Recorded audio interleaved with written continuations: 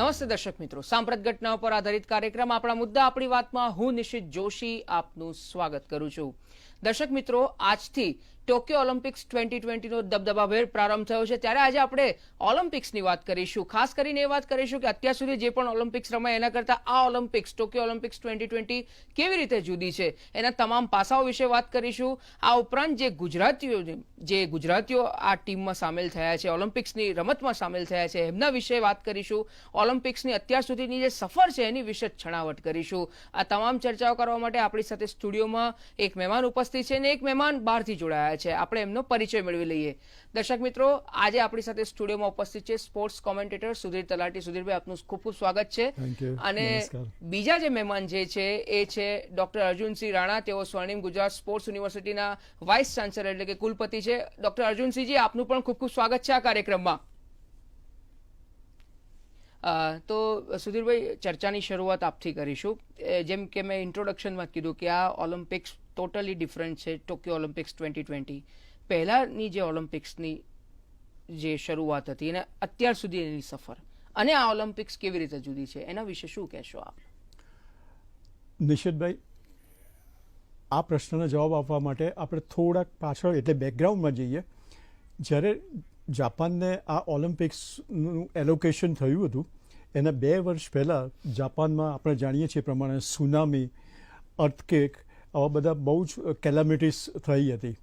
અને જ્યારે જાપાનને આ ઓલિમ્પિક્સ ઓર્ગેનાઇઝ કરવાનું કહેવામાં આવ્યું ત્યારે એ લોકોને એટલો બધો આનંદ હતો કે આટલા જે ગ્લુમી એટમોસ્ફિયર છે એમાં આપણે પબ્લિકમાં અને ખાસ કરીને આખી સમગ્ર દેશમાં આપણે એક સરસ સ્પિરિટ ઊભો કરી શકીએ અને આપણું ફાઇટિંગ સ્પિરિટ આપણે બતાવી શકીએ.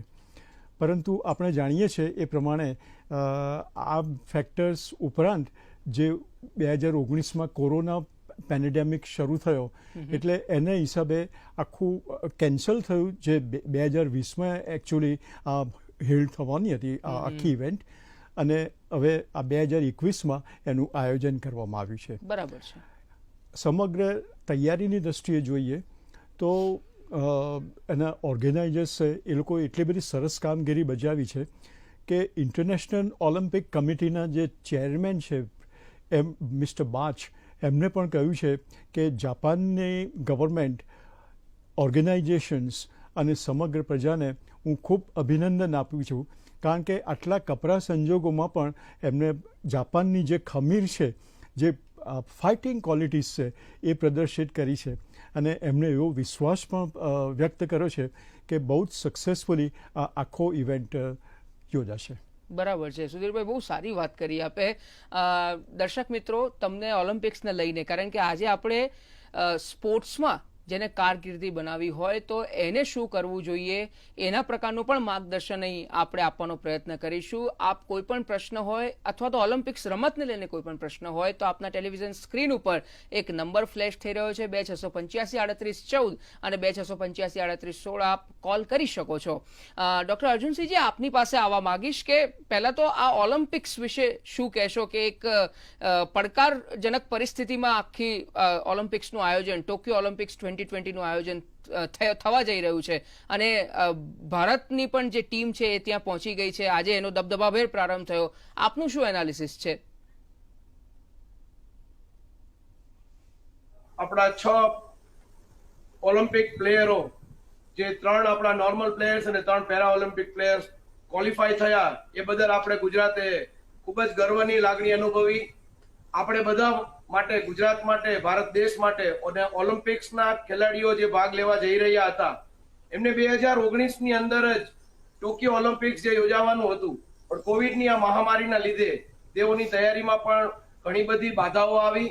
પરંતુ કેન્દ્ર સરકાર અને જે તે રાજ્ય સરકારે ખૂબ જ સારું પ્લેટફોર્મ પૂરું પાડી અને કોવિડની ગાઈડલાઈન અનુસાર તેમને સેફ રાખી અને બધા જ ખેલાડીઓને એવી સરસ ટ્રેનિંગ માટેના પ્લેટફોર્મ પૂરા પાડ્યા.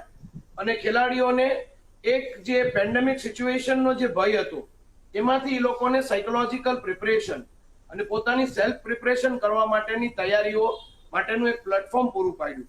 ઉપરાંત ખેલાડીઓને એમ હતું કે આપણે ઓલિમ્પિક્સ 1 વર્ષ પાછળ ગયા, પણ 2020 ટોક્યો ઓલિમ્પિક્સમાં ત્યારે એનાઉન્સમેન્ટ થયું અને જાપાને સોશિયલ ડિસ્ટન્સિંગ અને બધા પેરામીટર્સ જાળવી અને ઓલિમ્પિક્સ યોજવાની જાહેરાત કરી, ત્યારે ખુશીની કોઈ સીમા આપણે બધાને નહોતી રહી અને અમારા જે ખેલાડીઓ છે એને તો નથી જ રહી. ગુજરાત સરકારે પણ ખૂબ સારું કામ કર્યું. આપણે ખેલકૂદ રમતગમત વિભાગ, આપણો યુવક સેવા સાંસ્કૃતિક રમતગમત વિભાગ, એમને પણ આપણા બધા નિયમોનું પાલન કરીને એક પ્લેટફોર્મ આપણા દીકરીઓને, આપણા ખેલાડીઓને પૂરું પાડ્યું. અને પરિણામે ગુજરાતને ગર્વ લઈ શકાય એમ 6 ઓલિમ્પિક આપણા ખેલાડીઓ ઓલિમ્પિક્સ માટે ક્વોલિફાઈડ થયા. બરાબર. એના માટે આપણા માટે ખૂબ જ ખુશીની ને ગર્વની વાત છે. જી બિલકુલ ડોક્ટર અર્જુનસિંહજી. સુધીરભાઈ, બીજી જે વાત કરવામાં આવે, આપણે થોડુંક તુલનાત્મક અભ્યાસ કરીએ કે 2016નું જે ઓલિમ્પિક્સનું જે પ્રદર્શન હતું અને અત્યારે જે છે, આપની શું અપેક્ષા છે અત્યારનું જે 2020નું જે ઓલિમ્પિક્સનું પ્રદર્શનને લઈને? હજુ તો આજે તો જસ્ટ શરૂઆત જ થઈ, શુભારંભ જ થયો છે, હજુ તો ઘણું લાંબુ ગેમ્સ ને ઘણી અલગ અલગ ગેમ્સ રમાશે, પણ એક આપનું જે ઓવરઓલ એક કમ્પેરેટિવ એનાલિસિસની જો વાત કરીએ તો એના વિશે શું કહેશો?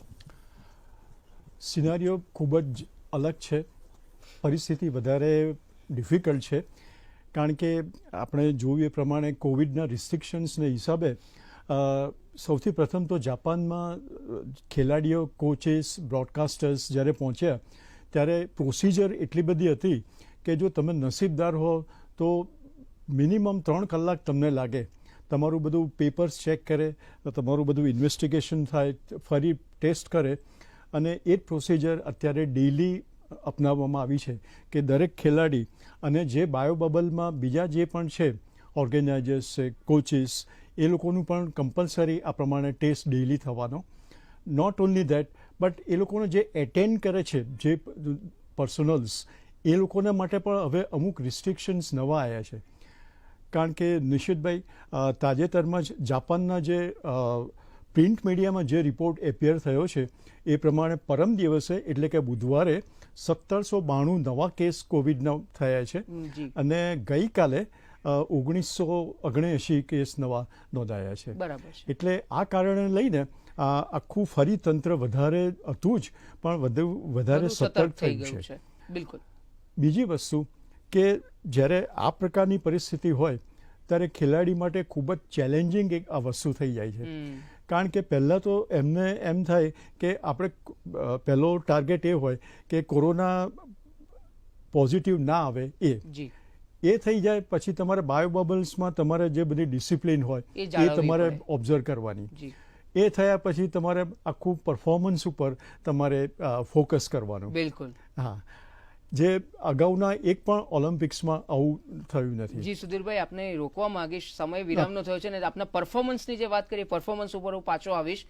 દર્શક મિત્રો, અત્યારે આ રસપ્રદ ચર્ચા ચાલુ રાખશું, પણ સમય થયો છે વિરામનો, અને વિરામ બાદ ફરીથી આ ચર્ચાને આગળ ધપાવીશું. આપ જોતા રહો આપણા મુદ્દા આપણી વાત.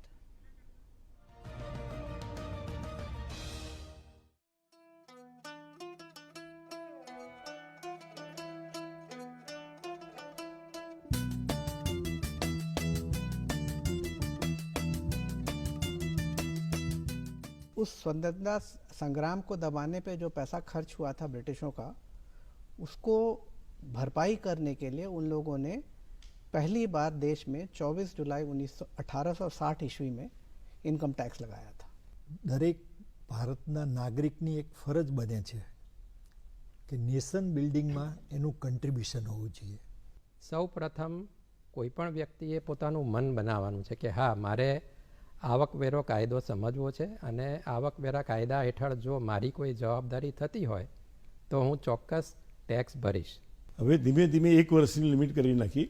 1 વર્ષનું કામ 1 વર્ષમાં પૂરું જ કરવું પડે, નહીં તો પછી એના ઉપર કોઈ એક્શન ન લેવાય.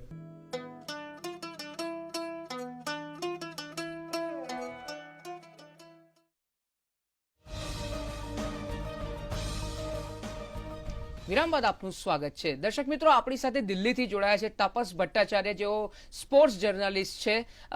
तपस जी, आपका बहुत बहुत स्वागत है और हमसे बात करने के लिए बहुत बहुत शुक्रिया. एक तो ये जो ओलंपिक्स 2020, टोक्यो ओलंपिक्स 2020 जो अभी उसका शुभारंभ हुआ है, एक ओवरऑल ऑब्जर्वेशन आपको क्या लगा, क्या यूनिकनेस लगी, हमारी स्ट्रेंथ क्या है और कौन कौन से जो स्पोर्ट्स है उसमें हमको मेडल्स मिलने की संभावनाएं है? निशित, बहुत बहुत शुक्रिया मुझे शो में लाने के लिए। लेकिन एक चीज आपको पहले बताना चाहूँ कि कोई प्रेशर नहीं देना चाहिए किसी भी एथलीट पे, क्योंकि 4 साल से नहीं, उससे पहले से भी एक एथलीट जब शुरू करता है अपना करियर तो उसके दिमाग में, दिल में एक ही ख्याल होता है कि अपनी कंट्री को रिप्रेजेंट करे ओलंपिक्स में, और वही सबसे बड़ी चीज होती है। और अगर हम बात करें खिलाड़ियों की तो स्पोर्ट्स इवेंट्स की, तो सबसे बड़ा जो प्रबल दावेदार टोक्यो गेम्स में है वो है शूटिंग। और जो कल इनफैक्ट अगर हम बात करें, कल 2 शूटिंग के इवेंट हैं सुबह 5 बजे। अगर आप लोग शौक रखते हैं स्पोर्ट्स का, स्पोर्ट्स के लिए पागल है, सुबह 5 बजे उठ जाइए, क्योंकि 10 metre air rifle women's qualification का मैच शुरू होगा। आपके गुजरात के एलावेलिन विलारिवान का होगा और अपूर्वी चंडेला, ये दोनों लोग कल पहले 5 बजे क्वालिफिकेशन होगा, और उसके बाद होगा जो एलिमिनेशन और फाइनल जो होता है। उसके बाद करीब 10 साढ़े 10 बजे के करीब दूसरा शूटिंग का है। लेकिन उसके बीच में मीराबाई चानू वेट लिफ्टिंग बहुत बड़ी प्रबल दावेदार है। अगर उन्होंने जो कारनामा अपना ओलंपिक क्वालिफाई करने में किया तो आप समझ लीजिए एक मेडल तो पक्का ही समझिए। तो कल हमें अगर सब ठीक ठाक रहा और जो प्रदर्शन हमारे शूटर्स और मीरा जिस तरीके से करती आ रही है, तो हम एक्सपेक्ट कर सकते हैं कल 2 से 3 मेडल हमारी झोली में आ सकता है। तो ये तो रही बात कल की। ओवरऑल जैसे आपने बताया कि हमारा हमेशा से स्ट्रॉन्ग पॉइंट रहा है शूटिंग का, और शूटिंग का इस बार का दल भी बड़ा है। इस बार शूटिंग की जो शूटर्स जा रहे हैं उसमें से बहुत सारे वर्ल्ड नंबर 1 है, वर्ल्ड नंबर 2 है, इनफैक्ट वर्ल्ड टॉप 5 में अगर रैंकिंग करें तो उनमें उनका शुमार है। तो उनसे बहुत ज्यादा होगी। खासतौर से इस बार मिक्स्ड इवेंट्स और 1-2 और इवेंट डाले गए हैं जो जिससे हम एक्सपेक्ट कर सकते हैं कि जो 2 मेडल सिर्फ रियो में आए थे, वो जो एक बुरा समय था वो बहुत जल्दी इस बार चेंज हो सकता है अगर शूटर्स अपने पूरे लय में नजर आए। तो एक तो ये, दूसरा है जैसे हमने कहा वेट लिफ्टिंग मीराबाई चानू है, दीपिका कुमारी कल उनका भी सुबह उनका भी एक है, आज उनका 9th रैंकिंग रहा है जी। और कल भी वो उनका मिक्स्ड इवेंट में तानु दास उनके हस्बैंड के साथ वो मैदान में उतरेंगे। आर्चरी में जैसे बताया, बॉक्सिंग में क्वालिफिकेशन राउंड कहें, एशियन ओशियाना क्वालिफिकेशन कहें, उसमें भी हमने देखा है कि हमारे बॉक्सर्स बेहतरीन प्रदर्शन किए हैं। तो हम एक्सपेक्ट कर रहे हैं उधर से भी मेडल आने की। एक और इवेंट है जिसमें पदक आने की भरपूर संभावनाएं हैं, और सिर्फ पदक ही नहीं, गोल्ड बहुत ज्यादा हमें दिख रहा है, वो है रेसलिंग। बजरंग पुनिया, विनेश फोगाट दोनों ही टॉप रैंक रेसलर्स है। तो हम एक्सपेक्ट कर सकते हैं कि इस बार टोक्यो 2020 गेम्स में करीब डबल डिजिट में ओलंपिक में मेडल्स आए, और एक तरह से ये एक नया इतिहास रचने की बात भी हो जाएगी निश्चित की। अगर ये हो जाता है तो सुनहरा इतिहास रचा जाएगा। और एक हर कहते हैं ना, हम हर देश के हिस्ट्री में एक वाटरशेड मोमेंट आता है, तो शायद अब वो वाटरशेड मोमेंट आ गया है भारत के लिए स्पोर्टिंग पावर हाउस बनने के लिए। निश्चित बिल्कुल तापस, बहुत अच्छी बात की, और हम आशा रखते हैं कि ये ओलंपिक सुनहरा इतिहास रचे भारत के लिए। बहुत बहुत शुक्रिया हमसे बात करने के लिए आपका। ડોક્ટર અર્જુન સિંહ, આપની પાસે આવવા માંગીશ કે ખાસ તો જે ગુજરાતના આપણે ખેલાડીઓની વાત કરી, અને ખૂબ જ ગૌરવની વાત કહેવાય ગુજરાત માટે, સ્પોર્ટ્સને કારકિર્દી તરીકે લેવાનો અથવા ઓપ્ટ કરવાનો જે નિર્ણય ગુજરાતીઓમાં કેટલો બદલાયો છે, એટલે રુચિ વધી છે સ્પોર્ટ્સ પ્રત્યે, આપ શું કહેશો? આપને આ વાત કરતા પહેલા આપણા પરમ શ્રદ્ધેય વડાપ્રધાન નરેન્દ્ર મોદીજીને જરૂર યાદ કરીશ કે જેમને આપણા ગુજરાતને એવું એક વિઝન આપ્યું કે ખેલ મહાકુંભનું। ખેલ મહાકુંભની અંદર મેક્સિમમ લોકો ગુજરાતના પાર્ટિસિપેટ થયા, અને પરિણામે આજે આપ 8 વર્ષ પછી આપ જુઓ છો કે ગુજરાત ખેલ મહાકુંભથી આગળ ખેલો ઇન્ડિયા પણ મોદીજીએ જ આપ્યું, અને ખેલો ઇન્ડિયાના માધ્યમ દ્વારા આપણા દરેક સ્ટેટના આપણા પ્લેયર્સ ઇન્ટરનેશનલ લેવલે એમની કારકિર્દી બનાવવા માટે પ્રોફેશનલી આગળ આવ્યા। આ ઉપરાંત આપણા ગુજરાત સરકારશ્રીના સંવેદનશીલ મુખ્યમંત્રી શ્રી વિજયભાઈ રૂપાણીજીએ અત્યારે ગુજરાત માટે ગુજરાતના પહેલા મુખ્યમંત્રી બન્યા કે જેમને આજે ગુજરાતની જે આપણા 6 ઓલિમ્પિક પ્લેયરો ક્વોલિફાઈડ થયા, એમને બધાને 10-10 લાખ રૂપિયા માટે આપવા માટેની જાહેરાત કરી. બિલકુલ. આ એક બહુ જ મોટિવેશન માટેની, ખેલાડીઓ માટેનું એક ઇન્સ્પિરેશન માટેની એક વાત છે. જી. આ ઉપરાંત ગુજરાત ગવર્મેન્ટે એક ડિક્લેર કર્યું કે આપણે ક્લાસ 1 અને ક્લાસ 2 ની અંદર પેરા ઓલિમ્પિકના ખેલાડીઓ જે મેડલ લાવશે એમને આપણે વર્ગ 1 અને વર્ગ 2 ના અધિકારીઓ તરીકે પણ સ્પોર્ટ્સ કોટામાં એમને જોબ આપશું. બિલકુલ. હવે આજે જેના લીધે પેરેન્ટ્સ પણ ખેલાડીઓને, પોતાના વિદ્યાર્થીઓને, પોતાના દીકરાઓ દીકરીઓને, ખેલાડીઓને પોતે સ્પોર્ટ્સની અંદર ભાગ લેવા માટે પ્રેરિત કરે છે. પહેલાના એક જમાનામાં ટાઈમ હતો કે તમે ખેલકૂદની અંદર તમારો ટાઈમ ન વેસ્ટ કરો, પરંતુ હવે પેરેન્ટ્સ કહે છે કે સામે સ્પોર્ટ્સ છે એ કોર્પોરેટ સેક્ટર બન્યું છે, સ્પોર્ટ્સ એક ઇન્ડસ્ટ્રી થયું છે. માત્ર ક્રિકેટ જ નહીં, ક્રિકેટ ઉપરાંત પણ ઓલિમ્પિકમાં રમાતી 19 રમતોમાં જેમ કે શૂટિંગ છે, બોક્સિંગ છે, જેમ આકાશે વાત કરી, ખૂબ સાચી વાત છે. ઇલાવેલીન આપણું ઘરેણું છે ગુજરાતનું શૂટિંગમાં, અપૂર્વી ચંદેલા છે, માના પટેલ સ્વિમિંગમાં છે, અંકિતા રૈના છે ટેનિસમાં છે, પારુલ પરમાર જે સિલેક્ટ થયા para badminton, Bhavina Patel, Sonal Patel para table ટેનિસમાં બંને. તો આનાથી એક રોલ મોડલ તરીકે એ લોકો આગળ આવશે. અને છેલ્લા હું તો 7 વર્ષથી આપને કહું કે ખેલ મહાકુંભ જ્યારથી આપણે અમલમાં મૂક્યું છે ગુજરાતની અંદર, Gujarat became a role model in the field of sports now it is also. અને આખી દેન છે એ પરમ શ્રદ્ધેય નરેન્દ્ર મોદીજીની છે. એમનું એક વિઝન હતું, એવી રીતે એમને ફિટ ઇન્ડિયા મુવમેન્ટ પણ મૂક્યું કે મારા 135 કરોડ ગુજરાતીઓ, આપણા 135 કરોડ ભારતીયો, 6.5 કરોડ ગુજરાતીઓ બધા જ ફિઝિકલી ફિટ બને. ફિઝિકલ ફિટનેસ, મેન્ટલ વેલનેસ અને સ્પોર્ટ્સ ન્યુટ્રિશનની એમને વાત કરી અને જન એક આંદોલન ચલાવ્યું. પરિણામે એક અવેરનેસ આવી સ્પોર્ટ્સ માટે કે હવે કોવિડની મહામારીમાં પણ જો આપણે સામનો કરવો હોય તો આપણી ઇમ્યુન સિસ્ટમ બૂસ્ટ કરવી પડે. તો જે માત્ર આપણે દવાઓ ઉપરાંત સ્પોર્ટ્સ છે એક એવી વસ્તુ છે કે જેમાં ફિઝિકલ ફિટ અને મેન્ટલી આપણે ટફ રહી શકીએ અને આપણે ઇમ્યુન સિસ્ટમનો બૂસ્ટ કરી શકીએ. તો ખેલમાં આપણે કહું કે એ ઉપરાંત શક્તિદૂતની યોજનાઓ આપી સરકારે. એમાં આપણે ગુજરાત સરકારની SAG ની જે યોજના ચાલે છે, સ્પોર્ટ્સ ઓથોરિટી ઓફ ગુજરાત, એમાં શક્તિદૂતના 62 ખેલાડીઓ છે, જે અંકિતા રૈના, માના પટેલ, ઇલાવેલીન જેવા જ બીજા ખેલાડીઓ છે કે જે લોકો કોમનવેલ્થ ગેમ, ઇન્ટરનેશનલ ટુર્નામેન્ટ અને ઓલિમ્પિક સુધી ભાગ લે છે. તેઓને પણ 5-5 લાખ રૂપિયાની સહાય દર વર્ષે, એમનું આખું training schedule, scientific training, scientific coaching, એમનો ખેલાડીઓનો ડાયટ, પ્રોપર એમનું ફિઝિકલ ફિટનેસના બધા જ parameter, speed, strength, agility, mobility, endurance, plus એમની પોતાની ગેમની સ્કિલ એ ડેવલપ કરવા માટે સ્કૂલ ગેમ્સથી જ બાળકોને નાનપણથી જ ગ્રાસરૂટ લેવલથી જ સ્પોર્ટ્સનું કલ્ચર ડેવલપ થાય. પરિણામે એવું બન્યું કે મોદીજીનો એક ડ્રીમ પ્રોજેક્ટ, એથી આપને સ્કૂલથી ઉપર જઈને વાત કરું તો તે સ્વર્ણિમ ગુજરાત સ્પોર્ટ્સ યુનિવર્સિટીનું એક ડ્રીમ પ્રોજેક્ટ મોદીજીએ 2013 ની અંદર 2012 ના એન્ડમાં સ્થાપિત કર્યું. અને આજે એક મોટું વૃક્ષ થઈ અને એ યુનિવર્સિટી ગુજરાતની એકમાત્ર સ્પોર્ટ્સ યુનિવર્સિટી કે જેની અંદર ફિઝિકલ એજ્યુકેશન અને sports journalism, sports management, sports event management, fitness and wellness ના કોર્સ, બિલકુલ, અને જુદી જુદી ગેમના કોચિંગના ડિપ્લોમા કોર્સિસ ચાલે છે. અને આખા ગુજરાતમાંથી અને આખા સમગ્ર ભારત દેશમાંથી 1250 થી 1300 વિદ્યાર્થીઓ છેલ્લા 2 વર્ષથી અહીંયા તાલીમ લે છે અને કોચ તરીકે પોતાની જાતને એસ્ટાબ્લિશ કરશે. તો આપણે નજર સામે છે કે આ બધી વસ્તુઓ સ્પોર્ટ્સને એન્કરેજ કરવા માટે, સ્પોર્ટ્સ પ્રમોશન માટે ગુજરાત ઇઝ ધ પાયોનિયર.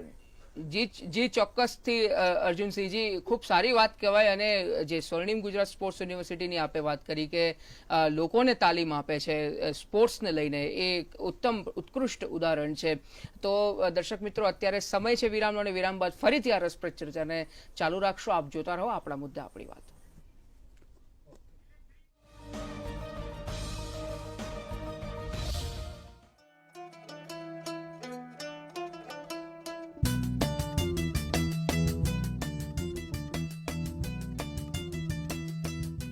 उस स्वतंत्रता संग्राम को दबाने पे जो पैसा खर्च हुआ था ब्रिटिशों का, उसको भरपाई करने के लिए उन लोगों ने पहली बार देश में 24 जुलाई 1860 ईस्वी में इनकम टैक्स लगाया था. દરેક ભારતના નાગરિકની એક ફરજ બને છે કે નેશન બિલ્ડિંગમાં એનું કન્ટ્રીબ્યુશન હોવું જોઈએ. સૌ પ્રથમ કોઈ પણ વ્યક્તિએ પોતાનું મન બનાવવાનું છે કે હા, મારે આવકવેરો કાયદો સમજવો છે અને આવકવેરા કાયદા હેઠળ જો મારી કોઈ જવાબદારી થતી હોય તો હું ચોક્કસ ટેક્સ ભરીશ. હવે ધીમે ધીમે 1 વર્ષની લિમિટ કરી નાખી. 1 વર્ષનું કામ 1 વર્ષમાં પૂરું જ કરવું પડે, નહીં તો પછી એના ઉપર કોઈ એક્શન ન લેવાય.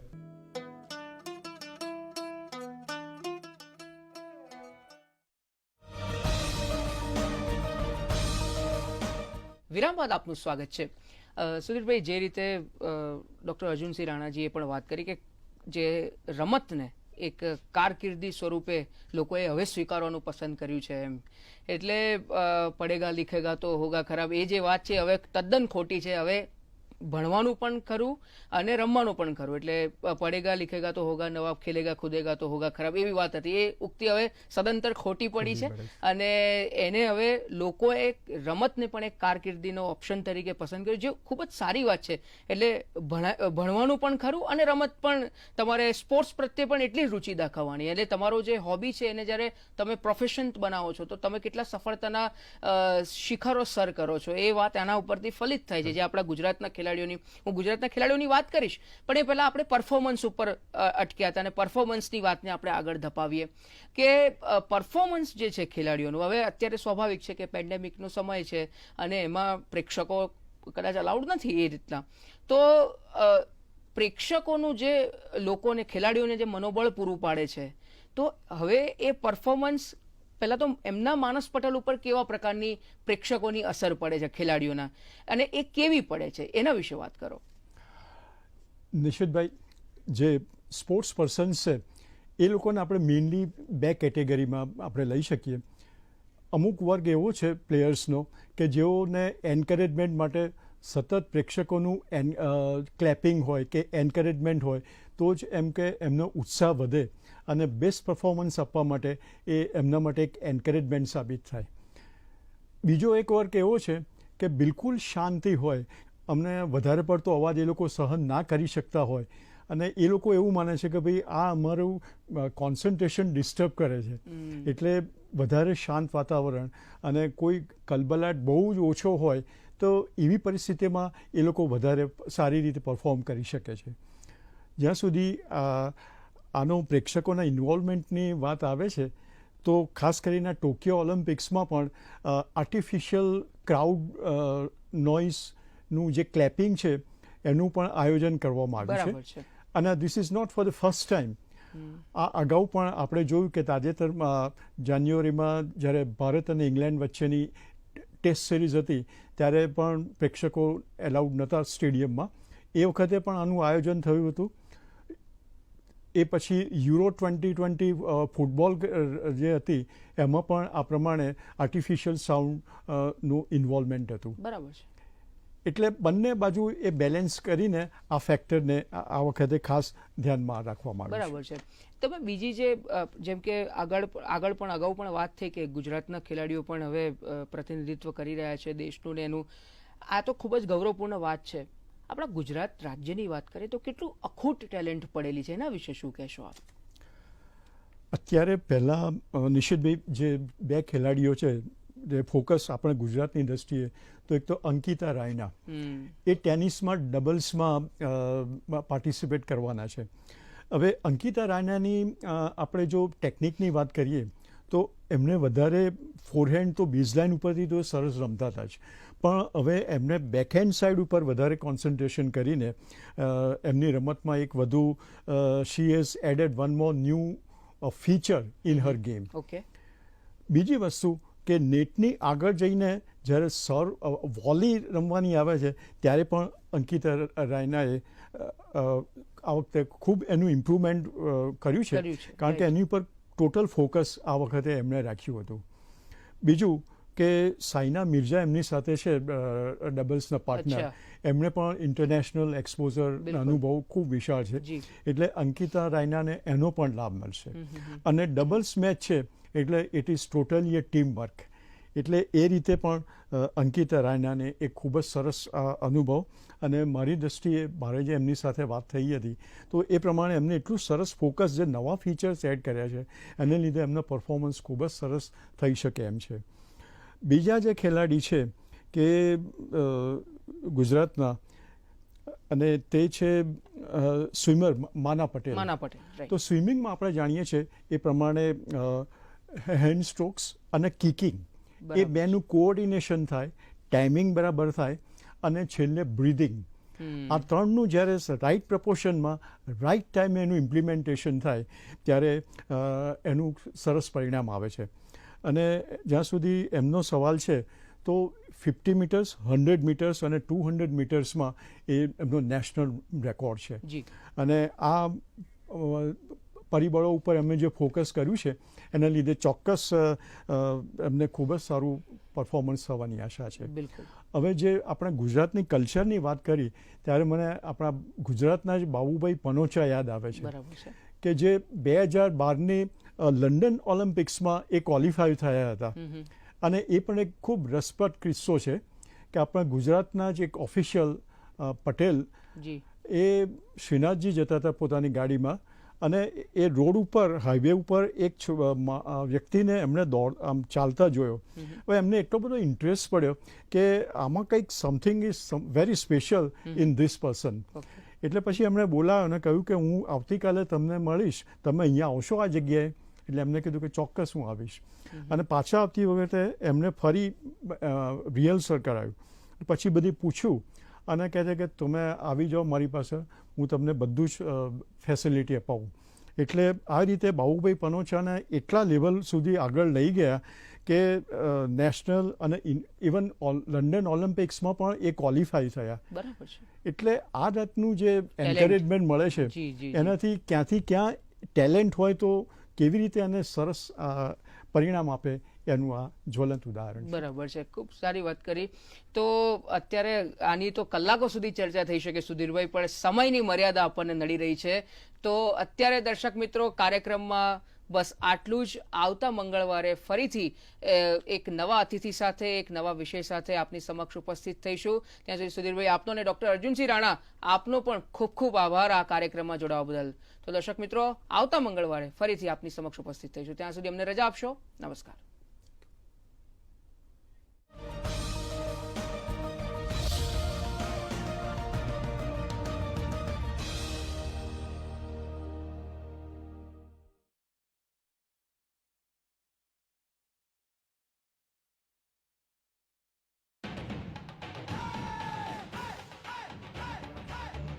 मकान बनाते समय लापरवाही भूकंप में महंगी पड़ सकती है.